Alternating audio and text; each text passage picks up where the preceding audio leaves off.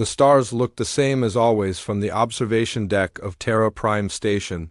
Jake Morrison sipped his coffee and watched the endless black space beyond Earth's orbit. He had been working the night shift for 3 years now, and nothing ever changed. The same patrol ships made their rounds. The same cargo vessels came and went.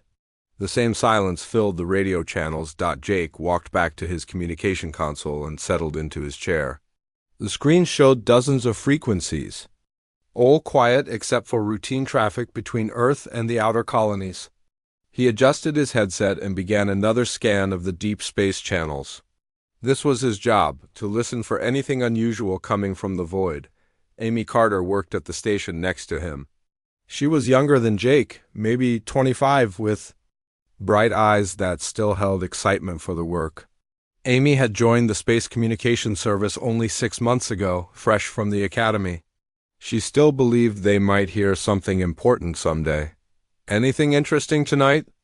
Amy asked, spinning in her chair to face Jake. "Same as always," Jake replied.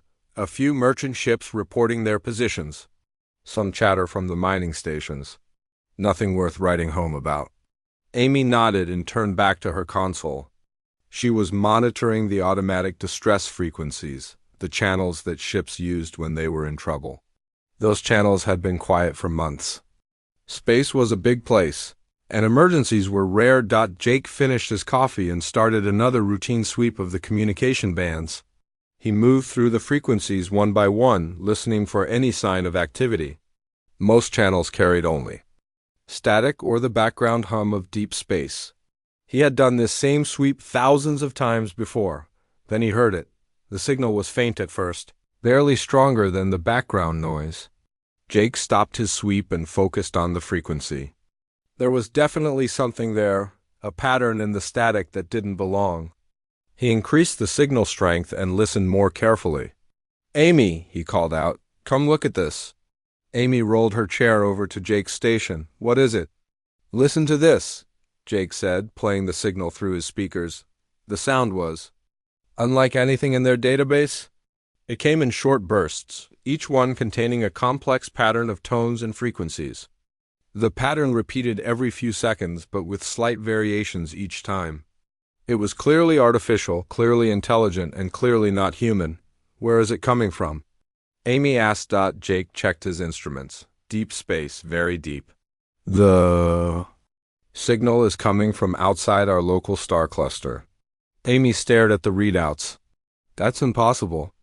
Nothing we've sent out there could transmit a signal this strong." "That's because we didn't send it," Jake said quietly. "This is coming from someone else." They listened to the signal for several minutes, trying to make sense of it. The pattern was too complex to be random, but too alien to understand. Jake began recording everything while Amy started running the signal through their computer systems. "The computer doesn't recognize any of these patterns," Amy reported. "It's not matching anything in our databases," Jake nodded. "We need to get this to the decode team, and we need to call Admiral Brooks." Admiral Lisa Brooks arrived at Terra Prime Station within 2 hours. She was a stern woman in her 50s, with gray hair and sharp eyes that missed nothing. Brooks had commanded Earth's defense fleet for 8 years, and she took any unusual signal very seriously. "Show me what you've got," Brooks said, settling into a chair between Jake and Amy. Jake played the recording of the alien signal.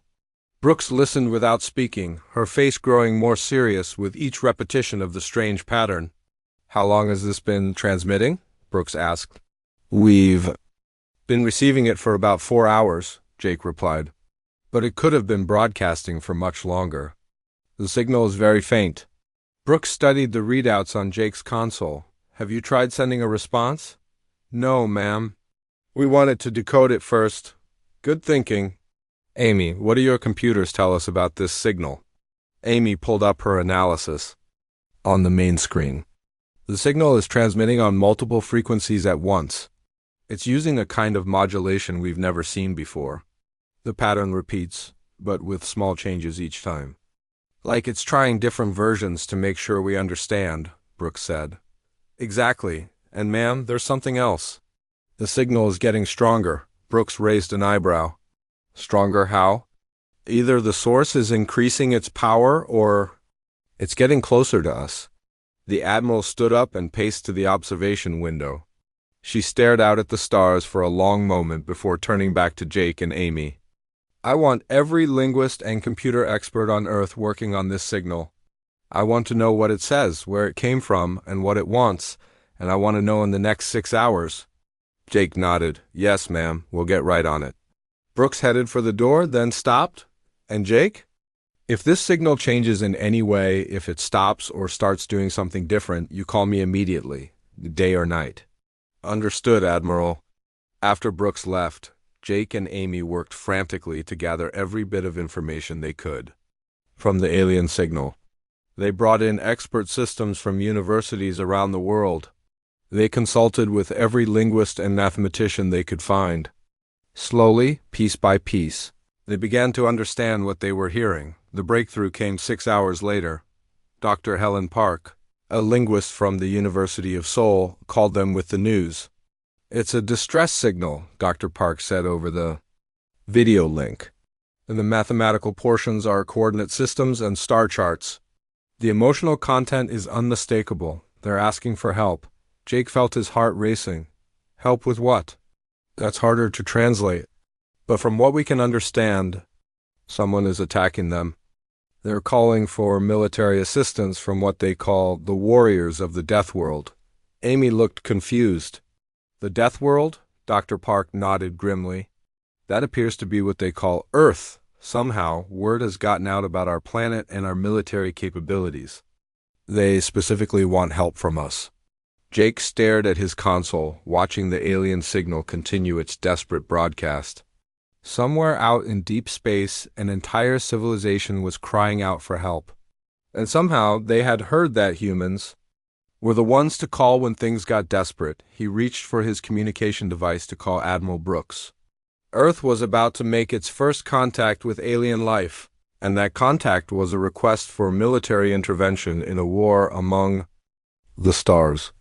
Jake had always thought first contact would be about science and exploration. He had never imagined it would be about war. Fleet Admiral Danny Ross stood in the command center of Luna Base, watching the largest display screen he had ever seen. The screen showed every military ship in Earth's fleet, from the massive dreadnoughts to the smallest patrol craft. Red dots marked ships that were ready for immediate deployment. Yellow dots showed ships that needed minor repairs. Green dots indicated ships that were fully operational and loaded with supplies. There were a lot of green dots. How many ships can we deploy within 12 hours? Ross asked his chief of staff. Commander Ben Scott checked his tablet. 1,200 ships, sir. That includes 8 dreadnoughts, 47 cruisers, 200 destroyers, and the rest are fighters and support vessels. Ross nodded. It was the largest fleet Earth had ever assembled. 3 months ago, such a deployment would have been impossible, but the alien distress signal had changed everything. Within hours of receiving the message, the Terran Defense Council had authorized full military mobilization. What about supplies? Ross asked. We have enough food, ammunition, and fuel for a 6-month campaign, Scott replied. The supply ships are already loaded and ready to go. Ross walked to the window overlooking the launch bays. Below him, hundreds of ships were being prepared for departure. Crews ran back and forth, loading equipment and running final checks. The noise was tremendous, but it was the sound of humanity preparing for war. The flagship of the fleet would be the UES Defiant, a massive dreadnought that had been built specifically for long-range operations. The ship was 800 meters long and carried enough firepower to destroy a small moon.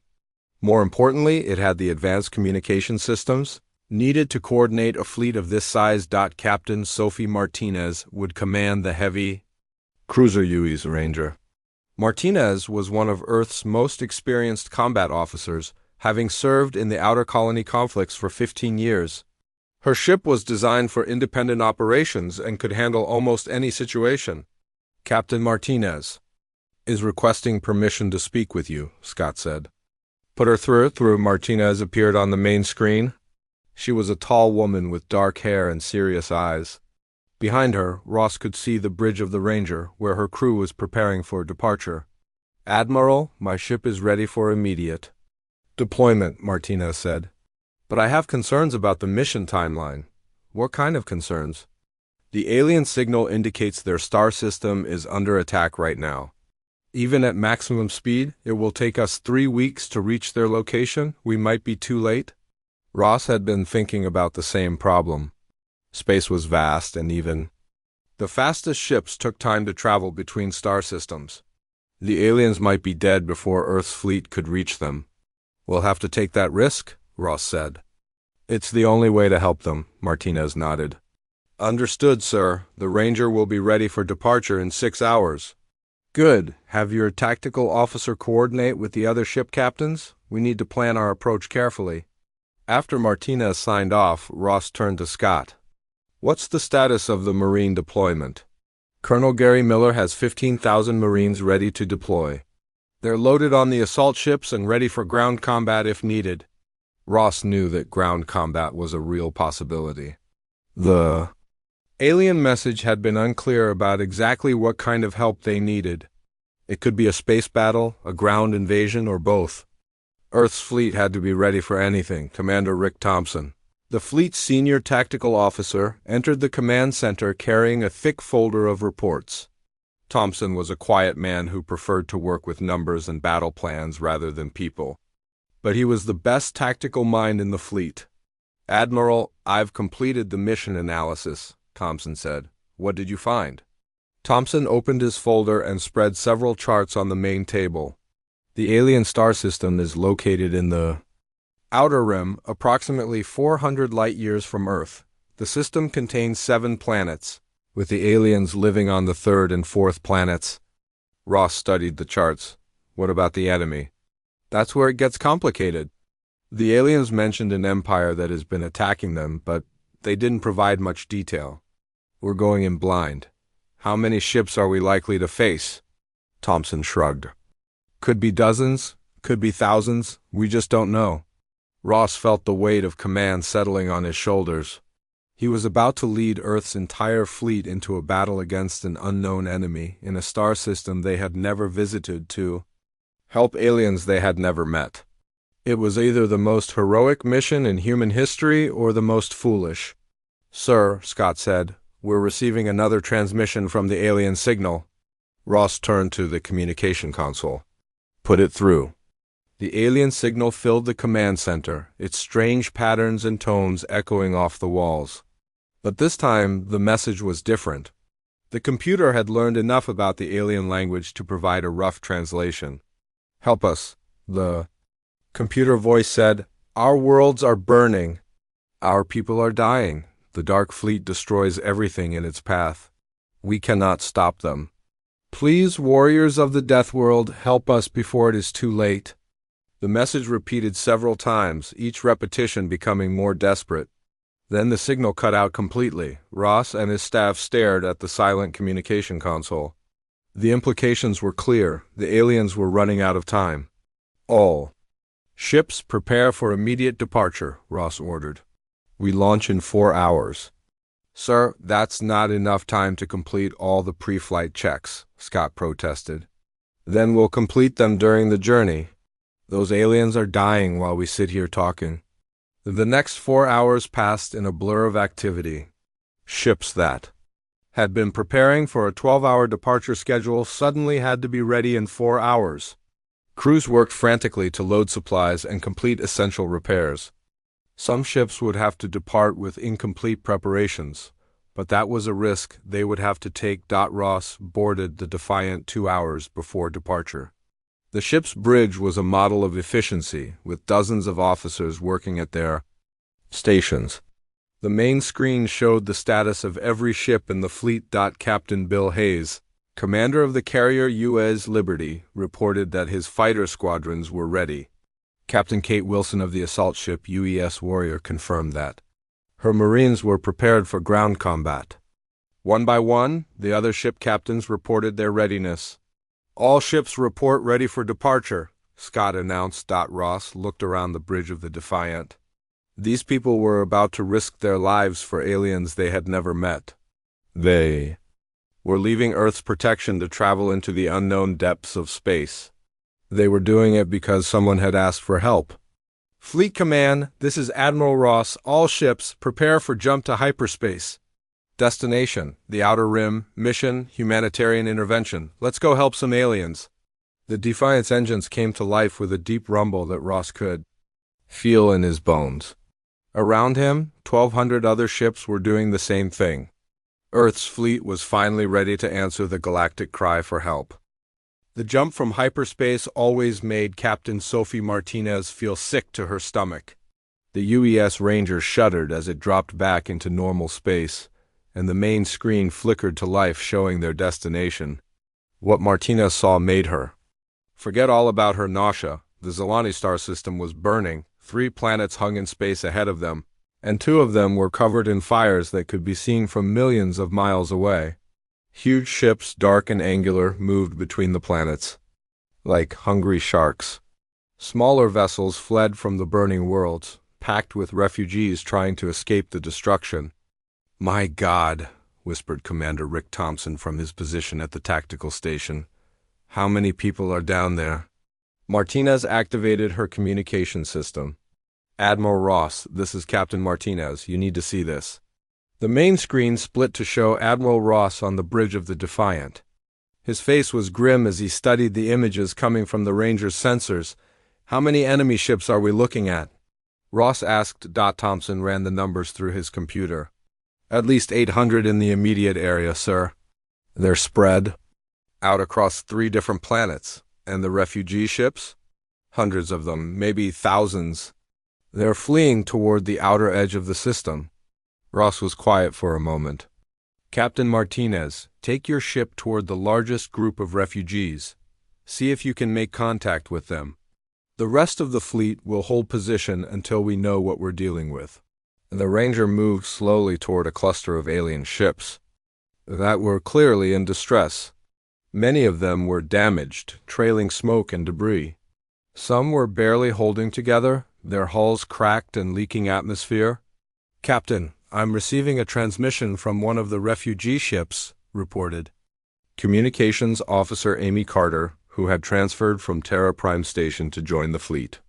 "Put it through." The voice that came through the speakers was unlike anything Martinez had ever heard. It was musical, almost like singing, but filled with desperation and fear. "This is Admiral Zeth Kalar of the Zilani Defense Fleet. Are you the warriors from the Deathworld? Please respond if you can understand this message."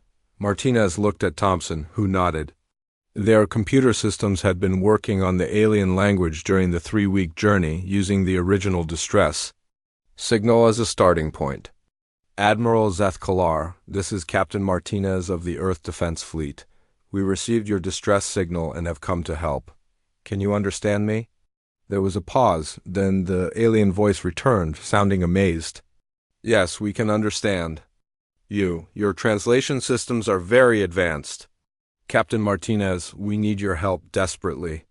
The Krovar Empire is destroying our worlds." "How many ships do you have left?" "Only 200. We lost most of our fleet in the initial attacks." "The Krovar have thousands of ships." Martinez felt her heart sink. Earth's fleet was large by human standards, but they were still outnumbered by the enemy. "Admiral Zeth Kalar, we need to meet face to face. Can you dock with our ship?" "Yes, we will come to you."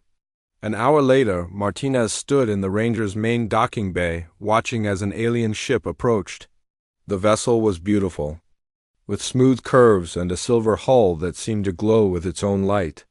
It was completely different from the dark, angular ships of the Krovar Empire. The alien ship docked with a soft hiss, and Martinez found herself holding her breath. This was humanity's first face-to-face meeting with an alien species. The docking bay doors opened and 3 figures stepped through. The first was clearly Admiral Zeth Kalar. He was tall and thin, with pale blue skin and large, dark eyes. His movements were graceful, almost like a dancer. Behind him came 2 other aliens, each from a different species. One was small and furry, with large ears and quick, intelligent eyes. The other was bigger than any of them, covered in thick brown fur and walking on all 4s like a bear. Despite their differences, all three aliens looked exhausted and frightened. "Captain Martinez," Zethkalar said, his voice carrying a musical quality even when speaking human words. "Thank you for coming. We did not know if anyone would answer our call." "We came as soon as we received your message," Martinez replied. "These are my officers, Commander Thompson and Lieutenant Commander Paul Anderson." Anderson stepped forward. He was the fleet's expert on alien biology and had been studying the Zilani during the journey. "Admiral, we're honored to meet you. Can you tell us about your people?" Zethkalar gestured to his companions. "This is Engineer Morvik of the Morvani people and Builder Kethra of the Kethver clan.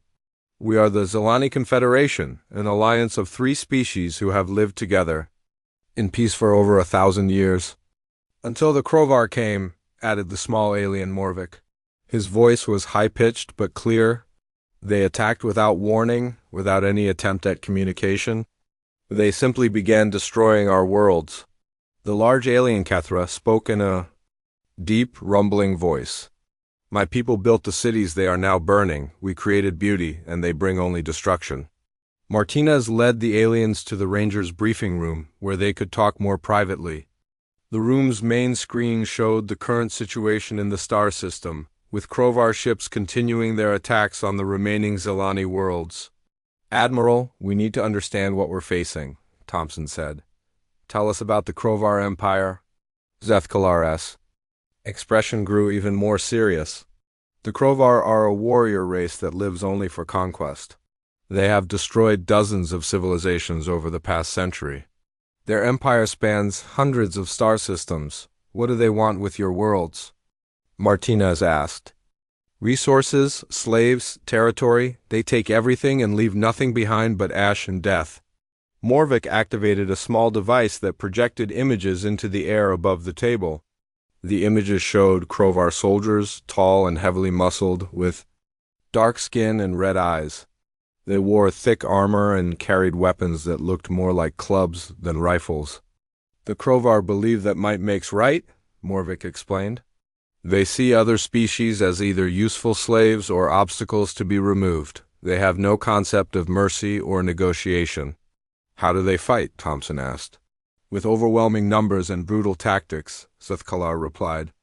"They attack in massive waves, sacrificing hundreds of ships to destroy a single target. They don't care about casualties as long as they achieve their objectives." Anderson studied the images carefully. "What about their technology?" "Crude but effective," Morvik said.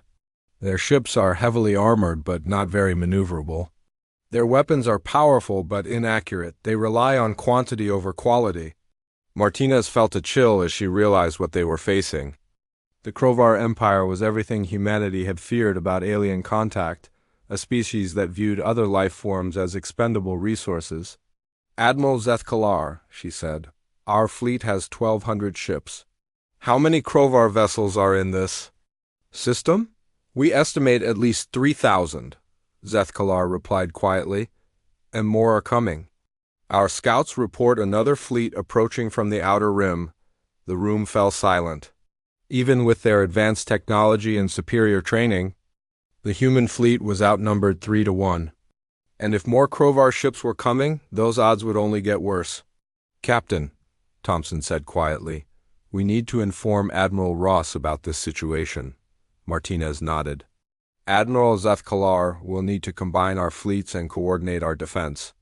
Our ships are more advanced than yours, but we'll need your knowledge of Krovar tactics." "Of course," Zethkalar said. "We will do whatever is necessary to save our people."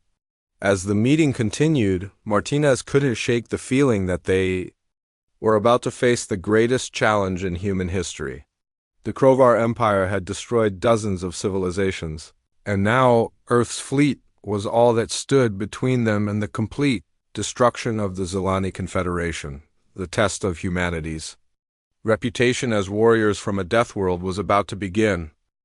Commander Nina Lopez stared at the captured Krovar ship floating in space near the UES Defiant. The enemy vessel was massive, nearly as large as a human cruiser, but it looked like it had been built by someone who only cared about making it strong and deadly. There were no smooth curves or elegant lines, just thick armor plates and weapon ports. 3 hours earlier, a small group of Krovar ships had attacked a refugee convoy. The human fleet had responded quickly, destroying 2 enemy vessels and capturing the third. Now Lopez had her first chance to learn about humanity's new enemy. "The boarding team is ready, Commander," reported Marine Sergeant Carl Davis over the communication system. Davis and his squad were preparing to enter the captured ship and gather intelligence. "Proceed with caution, Sergeant," Lopez replied. "We don't know what kind of security systems they might have." Lopez watched on her screen as Davis and 5 other Marines moved through the airlock into the Krovar ship. The interior was as brutal as the exterior, with metal corridors lit by harsh red lights. Everything looked designed for war. "Commander, you need to see this," Davis said, his voice tense. The Marine's helmet camera showed a large room filled with computer terminals. But what caught Lopez's attention were the bodies. Dozens of Krovar soldiers lay dead throughout the room, killed not by human weapons but by their own people. "They killed themselves rather than be captured," Davis reported. "But some of these computers are still working. Download everything you can," Lopez ordered, "and be careful. If they were willing to kill themselves, they might have booby traps."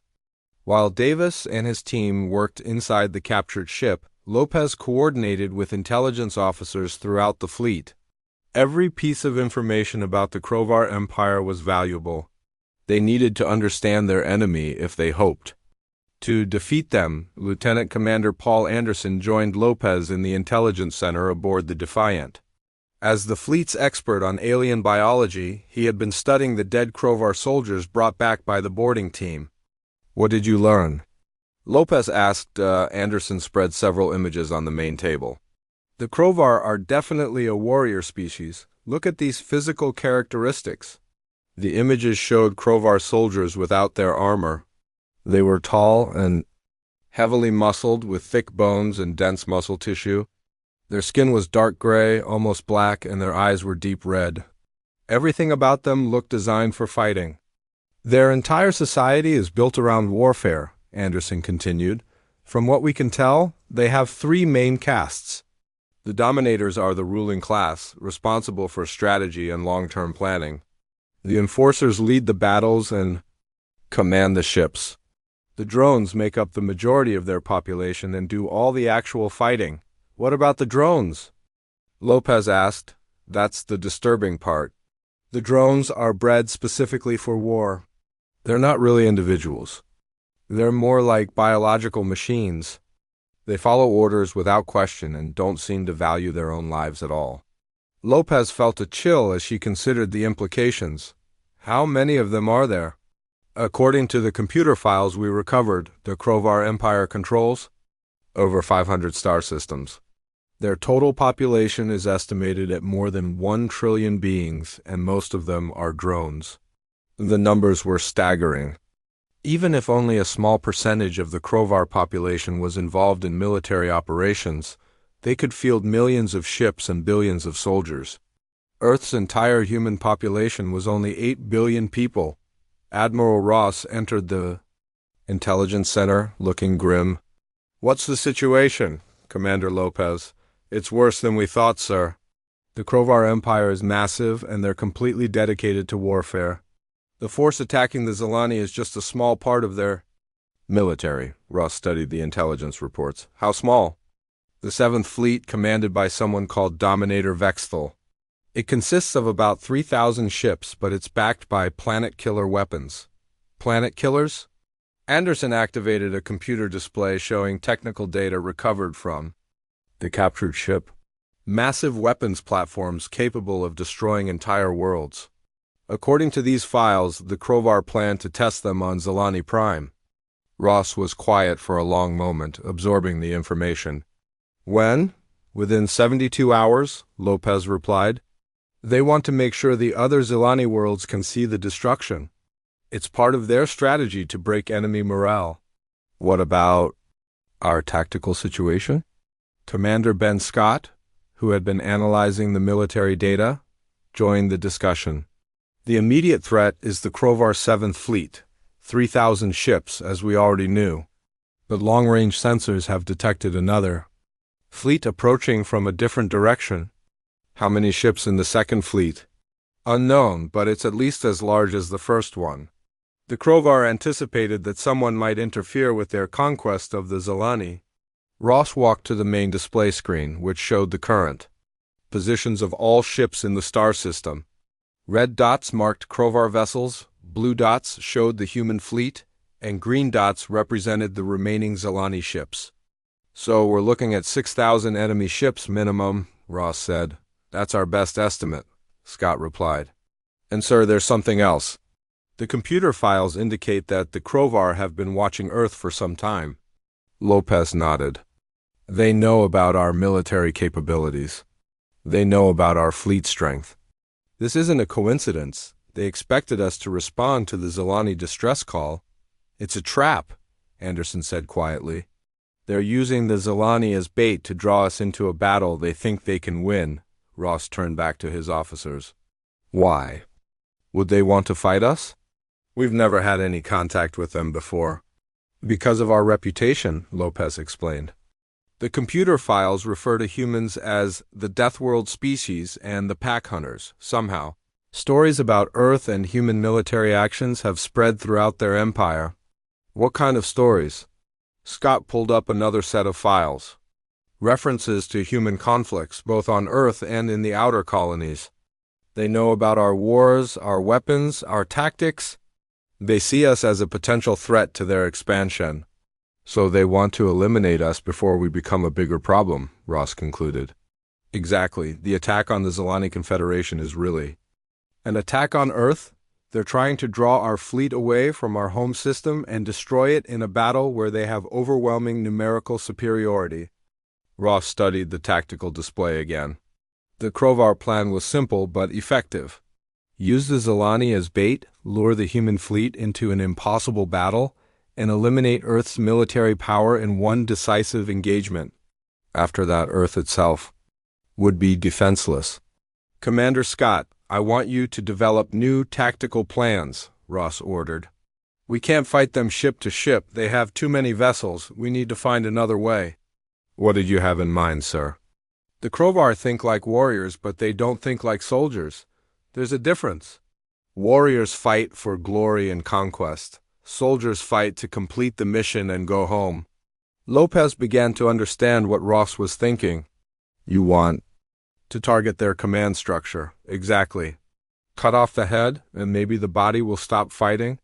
The drones follow orders without question, but what happens when there's nobody left to give orders? Scott nodded slowly. It could work. But we'd need to get close to their command ships, and they'll be heavily defended. Then we'll have to be smart about it.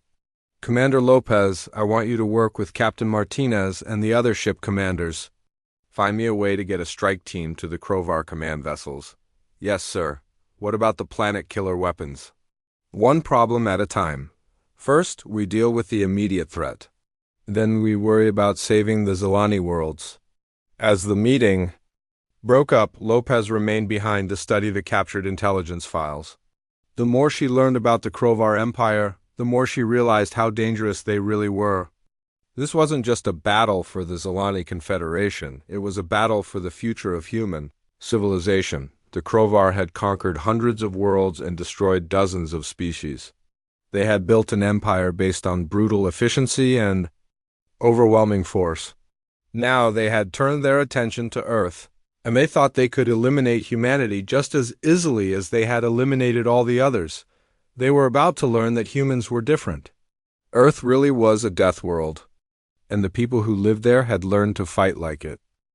The alarm klaxons echoed through the UES Defiant as Admiral Ross watched the main display screen.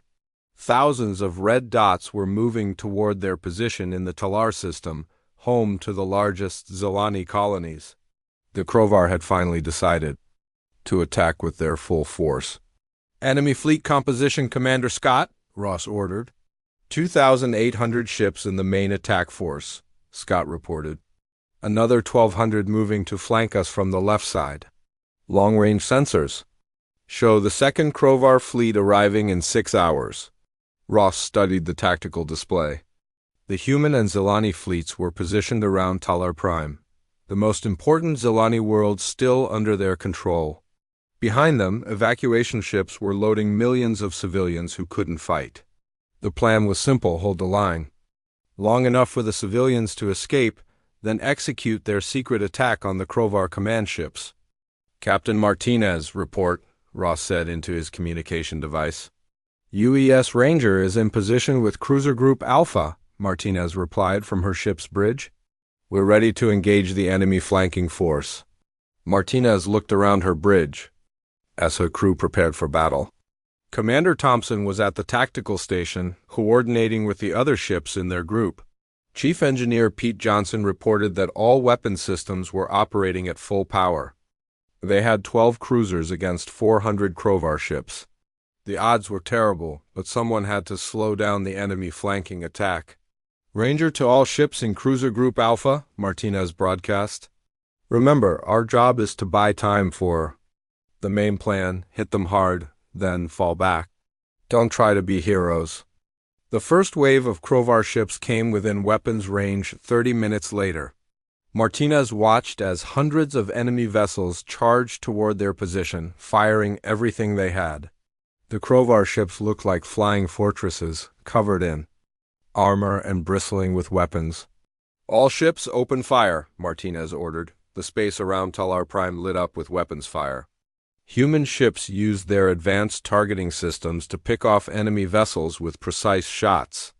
The Krovar responded with massive volleys of fire, trying to overwhelm the defenders through sheer volume. The U.S. Ranger shook as enemy fire struck her shields. Johnson's voice came over the communication system from the engine room. "Shields holding at 60%. I can give you more power to weapons if you need it." "Do it," Martinez replied. "Thompson, target the lead Krovar ships. Take out their formation leaders." Thompson's tactical computer identified the largest enemy vessels and locked weapons onto them. The Ranger's main guns fired, sending streams of energy into the approaching Krovar fleet. 2 enemy ships exploded immediately, but dozens more took their place. Meanwhile, on the other side of the battlefield, Captain Bill Hayes was preparing his own surprise attack. The UES Liberty, Earth's largest carrier, was hidden behind Talar Prime's largest moon. Hayes had 800 fighter craft loaded and ready for launch. "Squadron Leader Carol Evans, are your pilots ready?" Hayes asked. "Ready and waiting, Captain," Evans replied from the fighter bay. "Just give us the word." Hayes watched his tactical display as the main Krovar fleet moved into position. The enemy ships were huge, but they were also slow and not very maneuverable. His fighters would have a significant advantage in speed and agility. "All fighters, launch immediately," Hayes ordered. "Target the Krovar planet killer weapons." 800 human fighters poured out of the Liberty's launch bays, racing toward the massive Krovar weapon platforms. The planet killers were enormous. Structures, each one the size of a small moon and capable of destroying entire worlds. They were heavily defended, but they were also the key to the Krovar strategy. Evans led her squadron through the defensive fire surrounding the first planet killer.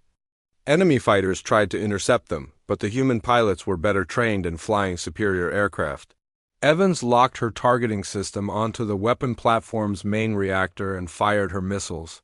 "Direct hit on target 1, Evans reported. The reactor is going critical."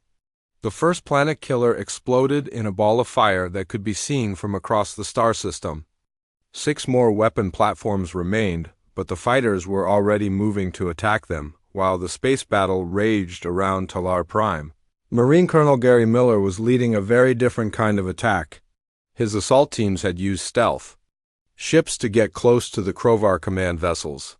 Now they were fighting their way through enemy ships, trying to reach the bridge sections where the Krovar commanders were located. Miller's team moved through the corridors of a massive Krovar dreadnought, fighting Krovar enforcers in brutal close combat. The enemy soldiers were bigger and stronger than humans, but they were also slower and less flexible. The Marines used their superior training and better equipment to overcome the physical disadvantage. "Team Alpha has reached the bridge level," Miller reported over his radio. Heavy resistance, but we're making progress. The Krovar Bridge was a huge chamber filled with computer terminals and control stations.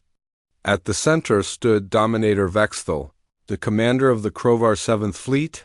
He was even larger than the other Krovar, with scars covering his arms and face from countless battles. "Humans," Vexthal said in heavily accented English as Miller's team entered the bridge. "You have come far from your Deathworld to die here."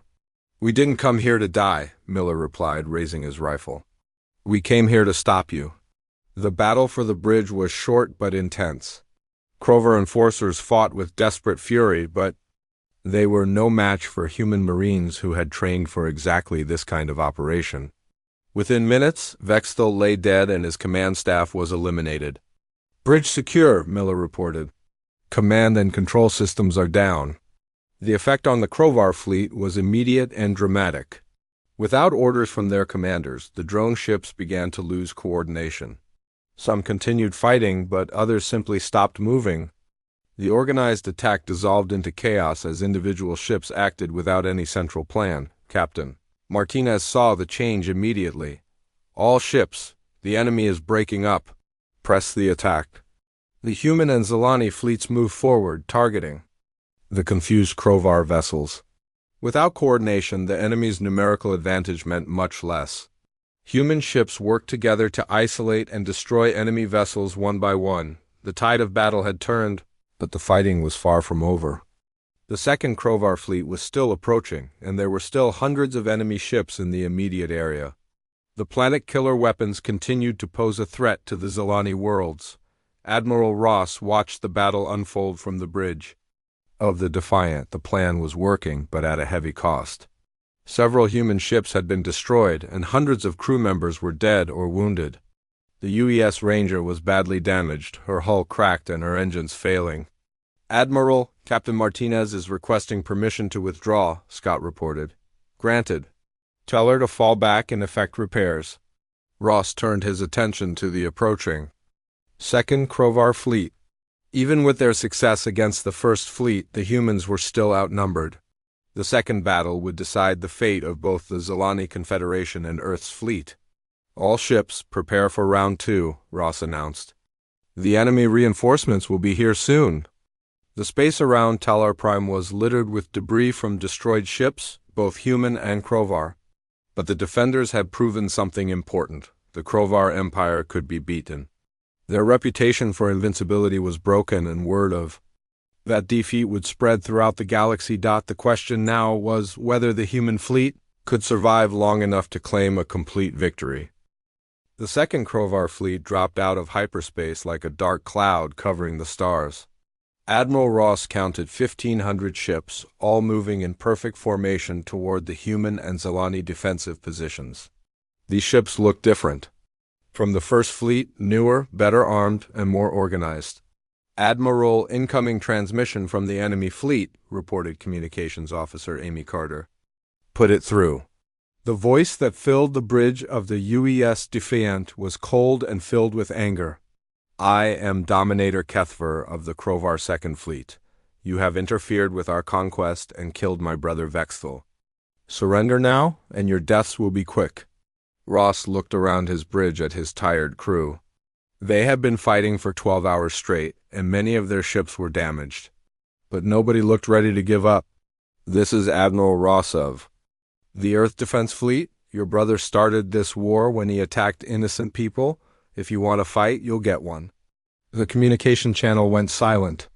A few minutes later, the Krovar ships began moving forward, spreading out in an attack formation that covered thousands of miles of space. Captain Sophie Martinez watched the approaching enemy fleet from the bridge of the badly damaged UES Ranger. Her ship had taken heavy damage in the first battle, with hull breaches on 3 decks and her main engines running at only half power. Chief Engineer Pete Johnson had worked miracles to keep the ship fighting, but they couldn't take much more. Punishment. "Captain, we're receiving new orders from Admiral Ross," reported Commander Thompson. Martinez read the orders on her screen and smiled grimly. "Old damaged ships are to fall back to defensive positions around the evacuation fleet. We're not running away, we're protecting the civilians." The plan made sense. The most damaged human ships would form a last line of defense around the transport vessels carrying Zelani refugees. If the main fleet failed, at least some of the innocent people would escape. Meanwhile, Captain Bill Hayes was preparing the UES Liberty for the most important mission of the war. His carrier had survived the first battle with minor damage, and his fighter squadrons were ready for another attack. But this time, they wouldn't be going after weapon platforms. "Squadron Leader Evans, your target is the enemy flagship," Hayes announced. "Intelligence reports that Dominator Kethver is commanding the fleet from a massive dreadnought in the center of their formation." Carol Evans studied the tactical display showing the enemy fleet. The Krovar flagship was surrounded by hundreds of escort vessels, all of them bristling with defensive weapons. Getting through that protection would be almost impossible. "How many fighters do we have left?" Evans asked. 400 operational craft, Hayes replied. "It's not many, but it will have to be enough," Evans nodded. "We'll make it enough, Captain." The second battle began differently from the first. Instead of charging forward in massive waves, the Krovar ships advanced slowly and carefully. They had learned from their earlier defeat and were being more cautious. Admiral Ross realized that this enemy commander was smarter than his brother. Kethver wouldn't make the same mistakes that had cost Vexthal his fleet. This would be a longer, more difficult fight. "All ships implement Plan Charlie," Ross ordered. "We're going to make them come to us." Plan Charlie was a defensive strategy that used the gravity wells around Talar Prime to channel the enemy ships into killing zones. The human fleet would wait for the Krovar to attack, then hit them when they were most vulnerable. The strategy worked perfectly for the first hour of battle. Krovar ships moved into the gravity wells and found themselves under concentrated fire from hidden human vessels. The aliens lost 50 ships without destroying a single human vessel in return, but Kethver was learning from each attack. He began sending smaller groups of ships to probe the human defenses, mapping out their positions and finding weak spots. The Krovar were being more careful, but they were also being more effective. "Admiral, the enemy is adapting to our tactics," Commander Scott reported. "They're finding ways around our defensive positions." Ross watched his tactical display as more Krovar ships moved through the gravity wells, avoiding the human kill zones. Soon the enemy would be close enough to use their superior numbers effectively. "Launch all fighters," Ross ordered. "Target the enemy flagship." Evans led her 400 fighters toward the center of the Krovar formation, weaving between enemy ships and defensive fire. The human pilots were outnumbered 10-1, but they had trained for exactly this kind of mission. "Stay in formation," Evans ordered her squadrons.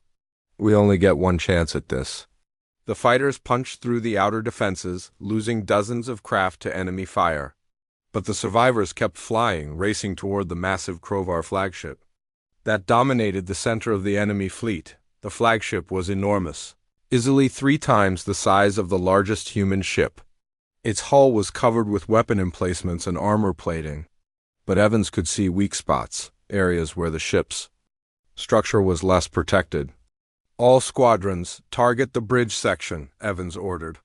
"Pour everything you have into that area." 400 human fighters opened fire simultaneously, their weapons focused on a single point on the enemy flagship. The concentrated attack overwhelmed the ship's defensive systems, and explosions began to ripple across its hull. Inside the flagship, Dominator Kethver felt his ship shaking apart around him. The human attack had been perfectly coordinated, hitting his vessel's most vulnerable point with devastating effect. "All ships, continue the attack," Kethver ordered, even as his bridge filled with smoke and sparks, but it was too late. The flagship's main reactor went critical, and the massive vessel disappeared in a ball of fire that lit up the entire star system. With their second commander dead, the Krovar fleet began to fall apart just like the first one had. "Enemy fleet is withdrawing," Scott reported. "They're jumping to hyperspace." Ross watched the surviving Krovar ships flee the system, carrying news of their defeat back to their empire. The immediate threat to the Zelani Confederation was over, but the war with the Krovar Empire was just beginning. 3 days later, Ross met with Admiral Zethkalar and the other Zalani leaders aboard the UES Defiant. The aliens looked tired but hopeful for the first time since the war began. "Admiral Ross, how can we ever thank you?" Zethkalar asked. "Your people saved our entire civilization." "We did what anyone should do when innocent people ask for help," Ross replied. "But this is just the beginning. The Krovar Empire won't. Forget what happened here." Engineer Morvik stepped forward. "Then we must be ready for them. Admiral, the Zalani Confederation offers a formal alliance with Earth. We will share our technology and knowledge in exchange for your military protection." Ross smiled. "I think that's something our governments can work out. In the meantime, we'll establish a permanent base in your space to help defend against future attacks." As the meeting continued, Ross thought about what they had accomplished. Earth's fleet had traveled across the galaxy to help strangers, fought against overwhelming odds, and emerged victorious. They had proven that humanity deserved its place among the stars. The victory also carried a warning to other aggressive species throughout the galaxy. Earth was no longer an isolated world that could be ignored.